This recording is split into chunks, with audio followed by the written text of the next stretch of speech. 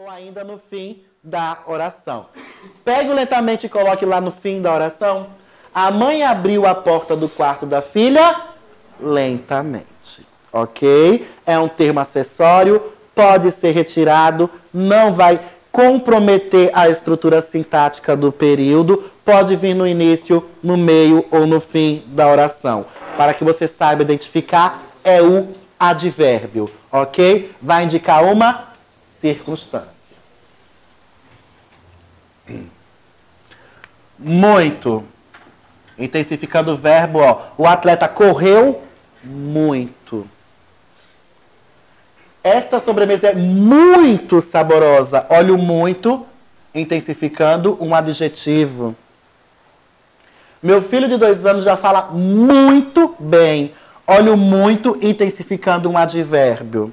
Então, aqui você confirma que o advérbio ou ainda o adjunto adverbial é a palavra que modifica um verbo, que modifica um adjetivo ou que modifica um próprio advérbio, ok?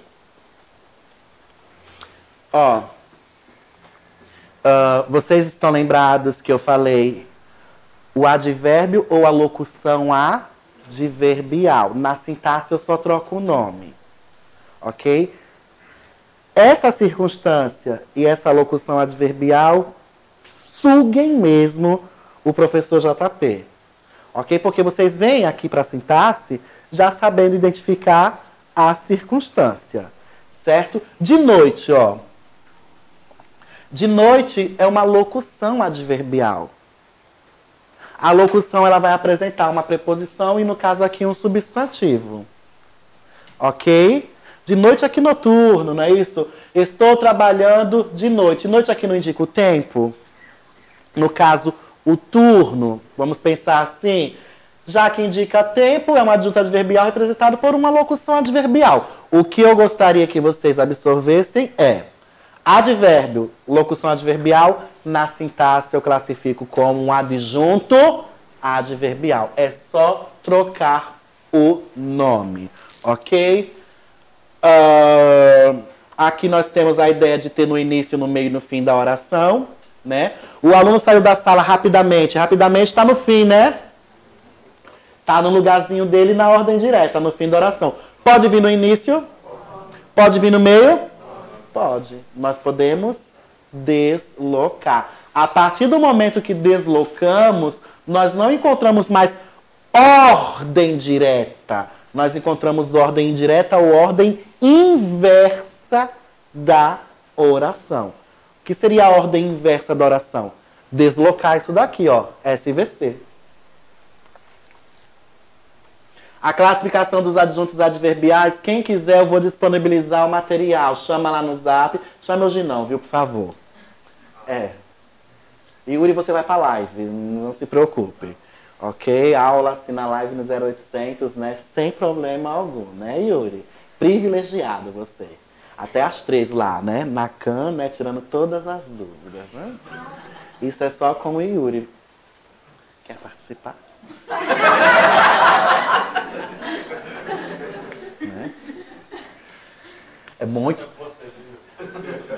Muitos que participaram estão lá na PM, né? Foram aprovados. Né?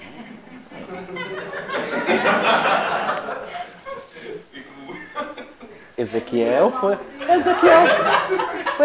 foi da minha isolada. Certo, gente? Então, ó, a classificação dos adjuntos adverbiais de acordo com o advérbio ou a locução adverbial.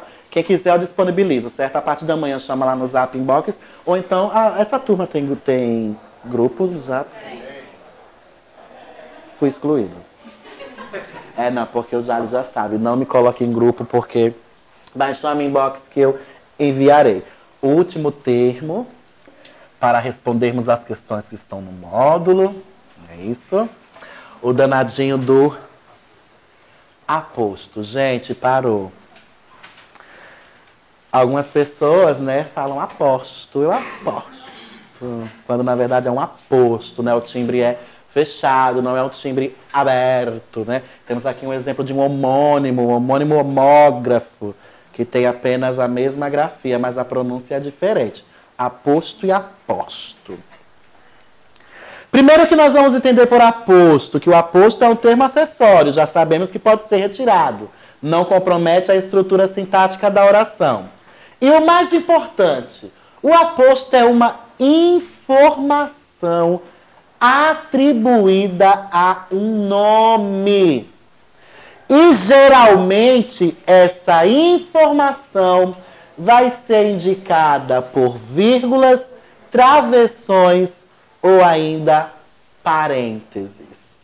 Então, ó, para uma questão sobre pontuação, você já sabe que encontrando um aposto, que é uma informação atribuída a um nome, essa informação ela pode vir com vírgulas, pode vir com parênteses ou ainda pode vir com travessões, ok? O aposto fornece novas informações, como foi dito a vocês, né? É uma informação atribuída a um nome. É a um nome, não é um verbo. Aposto gira com nome, ok? Sobre um dos termos da oração, estando sintaticamente relacionado com ele.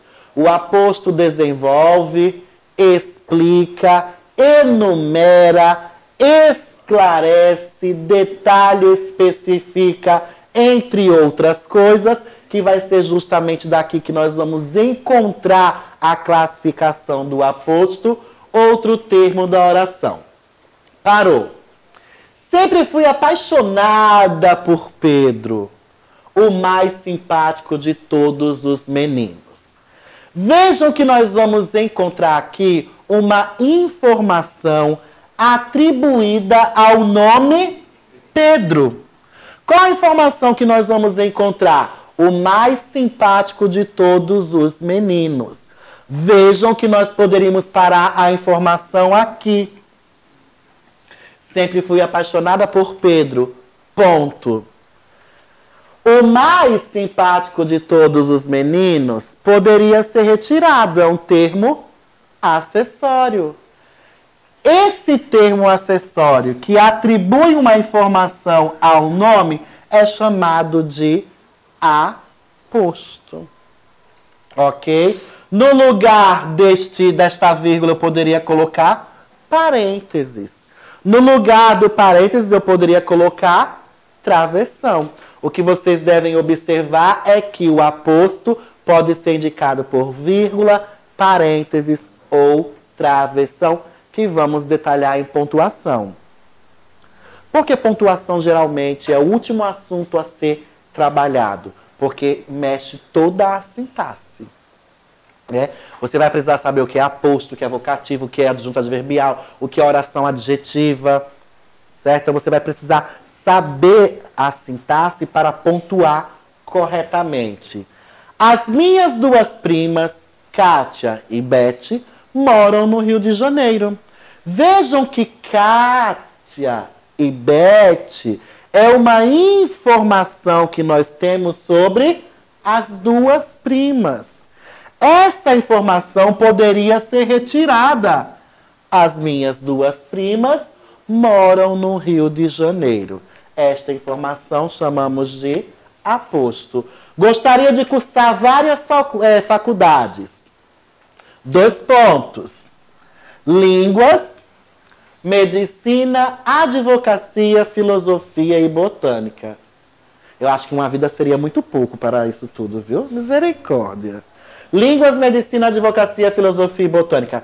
Vejam, pessoal, que aqui nós vamos enumerar, não é isso? Nós vamos enumerar as faculdades. Teríamos um exemplo de aposto enumerativo. Ok? O interessante para você identificar o aposto é que o aposto é sempre a informação. E que essa informação ela vai estar direcionada, atribuída a um nome. Ok? Aqui parou, prestem atenção. Por Nossa Senhora do Calcanhar para trás. Ok? Dificilmente as bancas pedem a classificação do aposto? Dificilmente. Quando o Sebrasp, por exemplo, especifica um aposto na questão, por exemplo, as vírgulas foram empregadas na linha 5 em virtude de um aposto explicativo. A questão não está trabalhando a classificação do aposto, a questão está trabalhando a pontuação. Mas eu na banca, eu no núcleo linguístico da banca, eu colocaria a classificação do aposto errada. Entenderam o raciocínio? O aposto na questão ele não é explicativo, ele é enumerativo, por exemplo. O aposto na questão ele não é explicativo, ele é resumitivo, por exemplo. Entenderam a minha ideia? As vírgulas estão corretas, mas não porque o aposto é explicativo, mas porque o aposto ele é resumitivo. Caí é malvado, né, gente? Então, vamos lá. Existem 7 tipos de aposto, certo? O interessante é você saber classificar os 7 tipos de aposto. Ele pode ser explicativo, é o clássico. É o clássico, é o corriqueiro, certo? É o que nós mais vamos encontrar nas questões. Por quê? Porque ele vai ampliar a significação de um substantivo.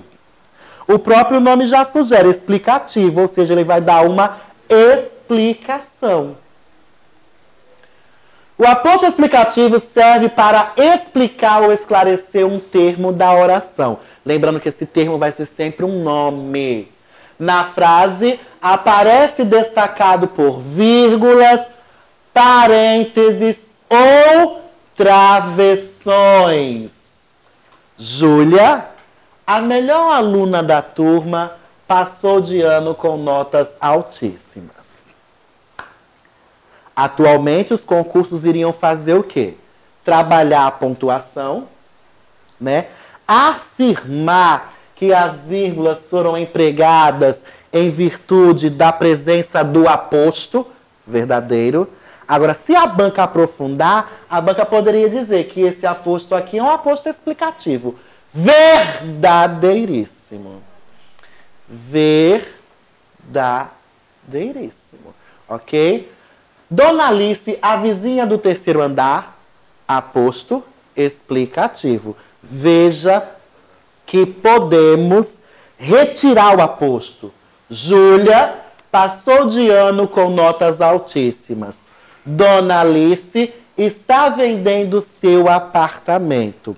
Aprendam a classificar o aposto explicativo. Por que explicativo? Porque ele vai dar uma explicação sobre o nome ao qual se refere. Ok? Oi? Sempre vai ser acessório. Aposto é um termo acessório. Podemos retirar. Não compromete a estrutura sintática do período. Enumerativo. Agora há pouco eu falei para vocês, né, na questão, gostaria de fazer várias faculdades, medicina, ciências, línguas. Então, há uma enumeração, uma sequência substantiva sobre uma informação já apresentada. Para você identificar um aposto enumerativo é muito simples, porque geralmente ele vai aparecer após 2 pontos.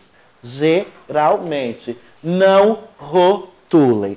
O aposto enumerativo serve para enumerar partes constituintes de um termo da oração. Na frase, aparece separado por 2 pontos, ou travessão e vírgulas. Já viajei por vários países. 2 pontos. Vou enumerar, ó. Brasil, Argentina, Colômbia, Equador e México. A essa enumeração feita, nós vamos classificar de aposto. Agora, que tipo de aposto? Já que é uma enumeração, é um aposto que?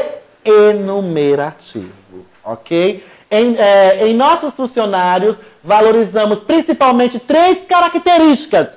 2 pontos. Nós vamos enumerar as características: dedicação, honestidade e persistência. A essa enumeração feita sobre as características, nós classificamos como aposto enumerativo. Então, nós já vimos o quê? Aposto explicativo.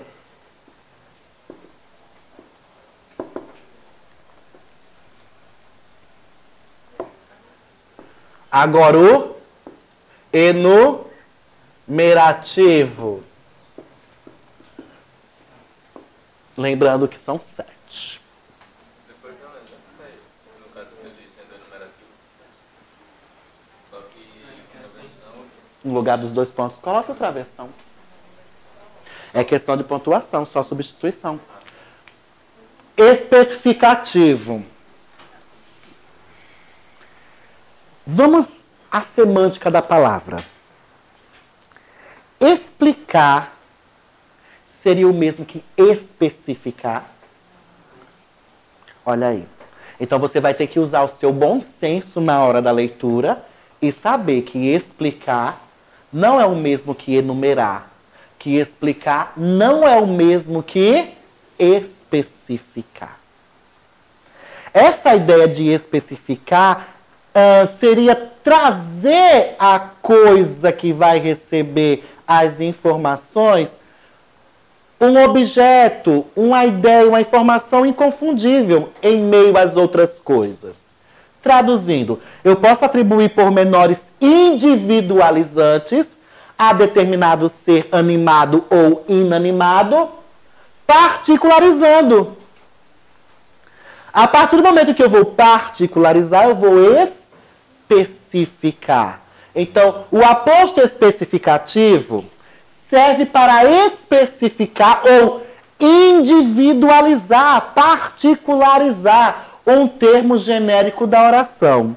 Na frase, não se encontra, olha aqui, parou, prestem atenção. Não se encontra destacado por sinais de pontuação, estando ligado diretamente ao termo que especifica ou através de uma preposição. São maioritariamente nomes próprios. Então, a dica para vocês, qual vai ser? Geralmente, o aposto especificativo, aquele que dá a ideia de particularidade, vai estar diretamente relacionado a substantivos próprios. A rua Nossa Senhora de Copacabana, então Nossa Senhora de Copacabana é o meu substantivo próprio que especifica a rua. Poderia ser qualquer rua, mas nós estamos especificando. O escritor Carlos Drummond de Andrade, ó, nome próprio. Poderia ser Machado de Assis, poderia ser José de Alencar, poderia ser a Cecília Meirelles, a Clarice Lispector, mas não, nós estamos especificando. É um aposto especificativo.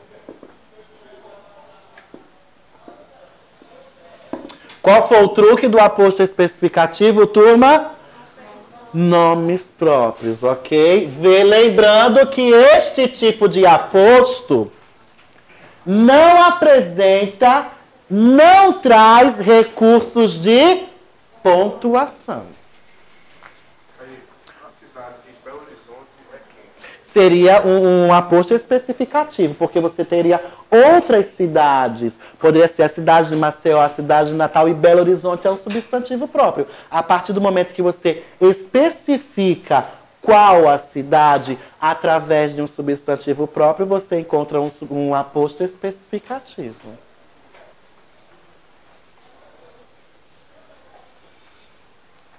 Ó, aposto resumidor ou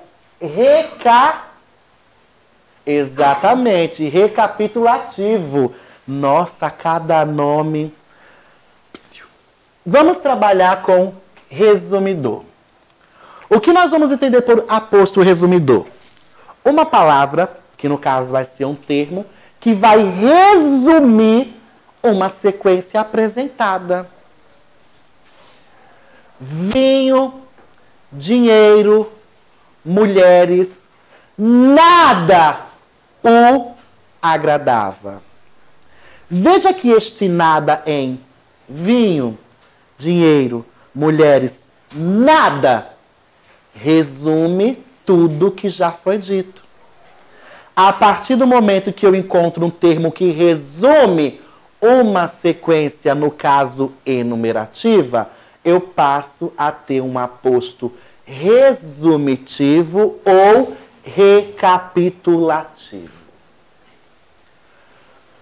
O aposto recapitulativo ou resumidor serve para resumir numa só palavra vários termos da oração.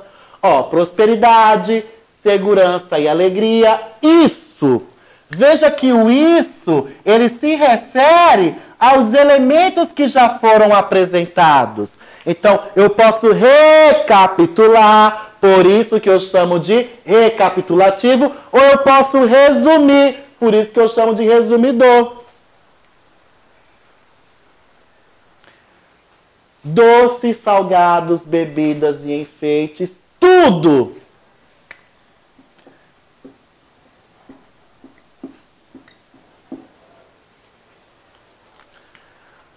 Parou. Aí o aluno deve estar pensando, ô Caê, esse aposto resumidor ou recapitulativo, ele vai resumir o aposto enumerativo? É assim, gente? Não. Vejam que o aposto resumidor ou recapitulativo, ele não resume um aposto enumerativo. Porque isso aqui, prosperidade, segurança e alegria, não é aposto. É aposto? Seria o quê? Seria um sujeito. Seria um sujeito, gente. O que é que eu quero para a minha família? Prosperidade, segurança e alegria. O que é preparado para a festa? Doces, salgados, bebidas e enfeites. Então você pode pensar assim, ó. Parou, presta atenção. Sujeito composto com a palavra que resume. Essa palavra que resume o sujeito composto é o aposto resumidor, é o aposto recapitulativo. Tanto que parou, presta atenção. Lá na concordância verbal, nós vamos observar que, ao encontrarmos um sujeito composto que apresenta justamente a palavra que resume, a concordância deve ser feita com a palavra que resume. Por isso que o verbo aqui, está no singular. Isso é tudo preparado. A concordância parou, prestar atenção. Ao encontrarmos um aposto resumidor ou recapitulativo, a concordância vai ser feita com o aposto. Porque o sujeito, se você observar, ele é composto. Só que esse sujeito composto, ele vai ser resumido. Ok? Então, mais um, que seria o 4, é o recapitulativo.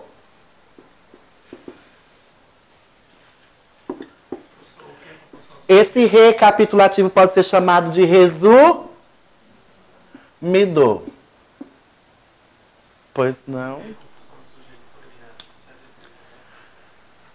A palavrinha que, com função de sujeito, ela poderia ser atribuída como um aposto? Não, porque uma palavra ela não pode exercer mais de duas funções sintáticas na oração.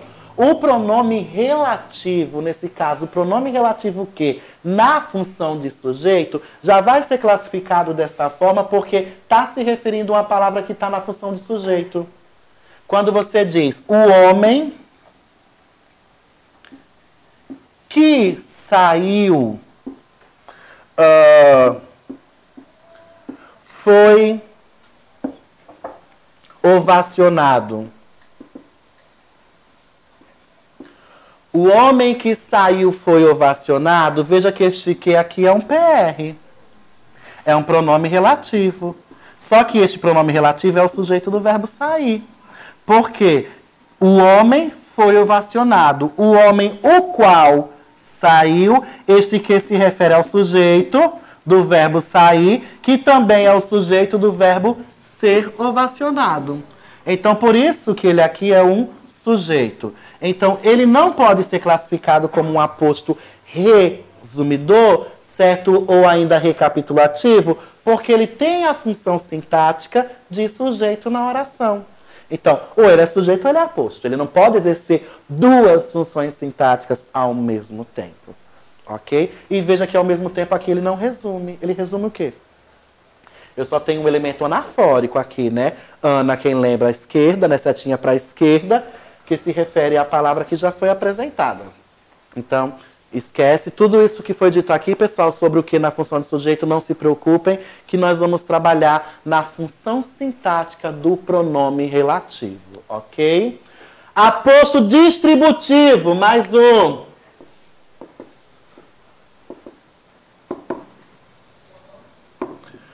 Como o próprio nome já sugere, o que seria distributivo? Distribuir. O aposto distributivo serve para distribuir informações de forma separada de termos da oração. Então, qual vai ser a palavrinha-chave para o distributivo? Informações de forma separada.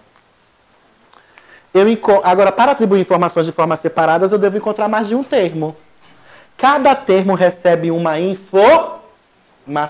Vejamos. Ambos são bons alunos. Ambos são bons alunos. Então, vou atribuir informações a termos separados. Um no português, outro na matemática. Eu distribuí a informação sobre o ambos. Um, português. Outro, matemática. Para você armazenar, vamos lá. Distributivo, vai o quê? Distribuir. Distribuir de que forma? Informações separadas. Claro que para ter informações separadas, eu vou ter que ter mais de um termo. Ok? Olha aqui. Meus filhos são diferentes. Meus. Eu poderia ter quantos filhos aqui? Mais de um. Não é isso? Meus filhos, a ideia seria o quê? Mais de um. Eu poderia ter 15, por exemplo. Então, se eu fosse dar uma informação a cada um desses meus filhos, eu estaria o quê? Distribuindo as informações. Seria o aposto distributivo. Meus filhos são diferentes. Ó. Este é louro, aquele é moreno. Parou. Com o professor JP, quando vocês forem estudar emprego dos pronomes demonstrativos, absorvam isto aqui. Este seria para o mais próximo, aquele para o mais distante. Certo? O que nós estamos estudando aqui é o aposto. Eu tenho aqui meus filhos. Vejam que eu vou distribuir informações sobre os meus filhos. Um, outro. Este, aquele. Comparativo, lembra o quê? Comparativo, lembra o quê, gente? Então, o comparativo. E vamos fechar aqui. Oracional. Um aposto oracional, aposto de oração.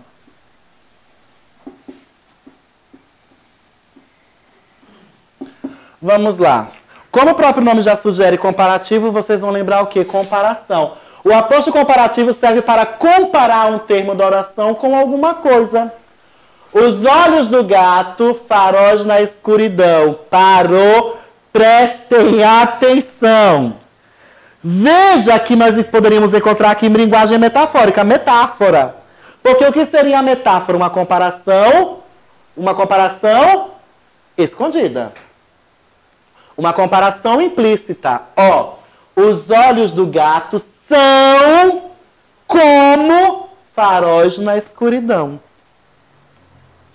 Aí o aluno perguntou, Caê, eu já não gosto de português. Como é que na hora da prova eu vou ter toda essa análise, todo esse raciocínio? Prática, leitura, saber empregar no texto. Estou tentando facilitar de que forma? Informando que o aposto comparativo é uma metáfora. O que é a metáfora? É uma comparação implícita. Olhe como eu estou lendo para vocês. Os olhos do gato são como faróis na escuridão. Olha aqui. A criança é como um pequeno general. ou era como um pequeno general, mandava na mãe e no pai. Então, o aposto comparativo, nós vamos encontrar comparação implícita, ou seja, comparação escondida. É uma metáfora. Ok?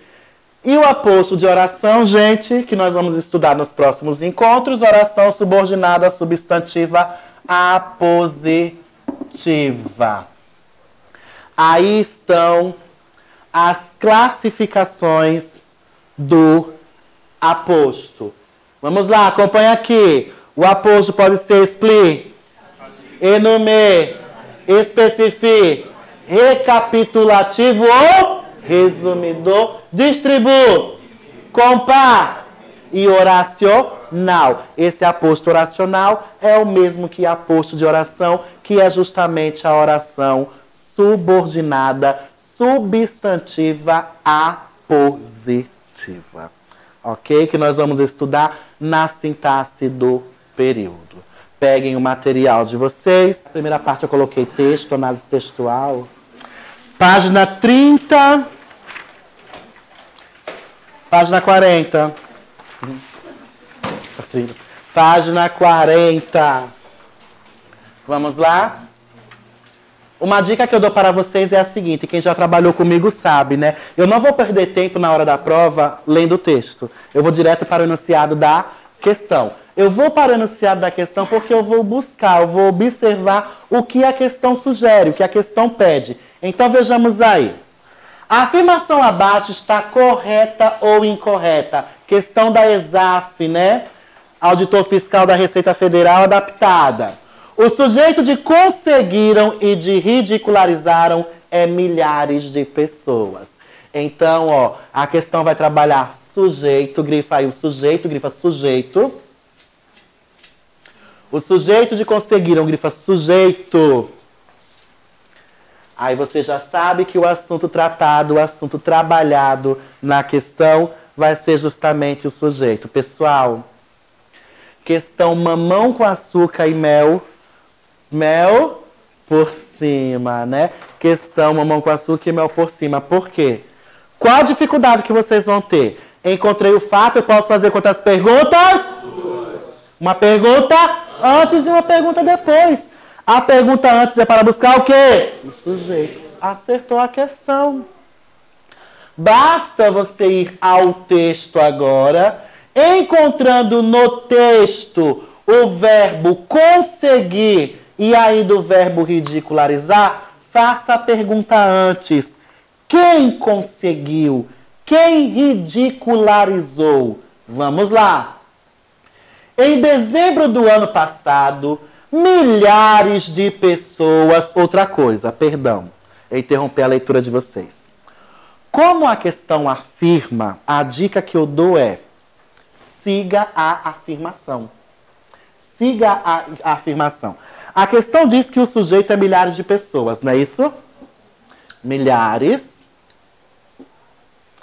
de pessoas. Aí o que vocês poderiam fazer? Pegar milhares de pessoas e colocar antes do verbo conseguir. Milhares de pessoas conseguiram. Foi possível?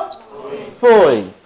Colocar milhares de pessoas antes de ridicularizaram. Milhares de pessoas ridicularizaram. Foi possível? Foi. Mas é assim, gente? Eu tenho que agora confirmar no texto. Certo? Não é assim, porque foi possível empregar antes, que vai ser o sujeito. Eu vou agora confirmar no texto. Aqui eu vi que é possível. Então, lá no texto, ao encontrar o verbo conseguir e o verbo ridicularizar, eu vou colocar milhares de pessoas antes, ok? Vamos lá. Em dezembro do ano passado, milhares de pessoas tomaram as ruas dos Estados Unidos para protestar contra uma reunião da Organização Mundial de Comércio que tentava aprovar mais uma rodada de liberação comercial, a chamada rodada do milênio. Milhares de pessoas conseguiram barrar a negociação. Quem conseguiu barrar a negociação? E de quebra, milhares de pessoas ridicularizaram ninguém menos que o presidente americano Bill Clinton. Quem ridicularizou ninguém menos que o presidente americano Bill Clinton? Aí você vai para a questão. O sujeito de conseguiram e de ridicularizaram é milhares de pessoas, todos numa só voz. Certo ou errado, Pibos? Certo. E foi da ESAF, viu? Mamão com açúcar tem aí, né? 2.000. A da pitada. Foi a da pitada. Certo? Então, trabalhar sujeito nos concursos não é difícil. Se fosse o Sebrasp Uri, o Sebrasp iria afirmar o referente. Só ia colocar uma palavrinha a mais para tentar dificultar. O referente. O verbo está no plural porque o sujeito é. Porque o referente é. Vamos à próxima questão. Também da ESAF. Assinale a opção em que o termo sublinhado no texto exerce a função de sujeito sintático da oração. O termo que exerce a função de sujeito sintático. Pessoal, em meio à profusão. Parou. A profusão está com acento grave, não é isso? Sim ou não? Sim. O sujeito nunca poderá ser formado com acento grave. Certo? O sujeito nunca poderá ser formado com acento grave. Em meio à profusão de novidades no mundo dos computadores, não há carteira. Olha aí o danadinho do verbo haver. Nós vimos que ao encontrar o verbo haver na prova, devemos grifar e observar se está no sentido de existir. Não há, não existe carteira. Então, carteira é objeto direto. Não há carteira que resista ao apelo consumista de vendedores interessados em empurrar-lhe um equivalente a um modelo de Fórmula 1. Empurrar o quê? Um equivalente. Equivalente a quê? A um modelo de Fórmula 1. A um modelo de Fórmula 1 é um complemento nominal. Quando você precisa, na verdade, opa, quem precisa? Você. Quem é o sujeito? Você. Resposta letra D de dado.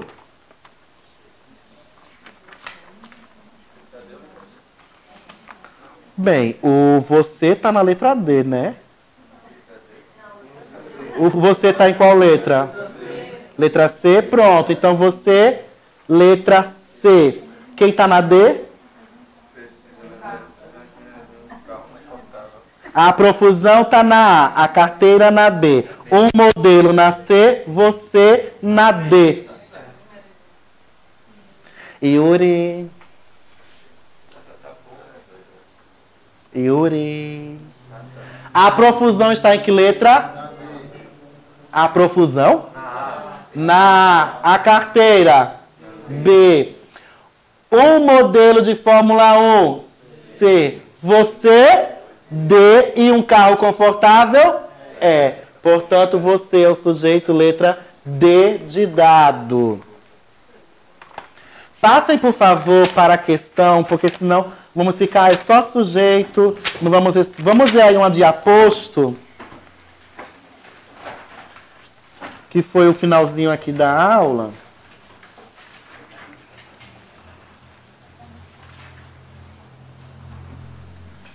Questão 23, página 51.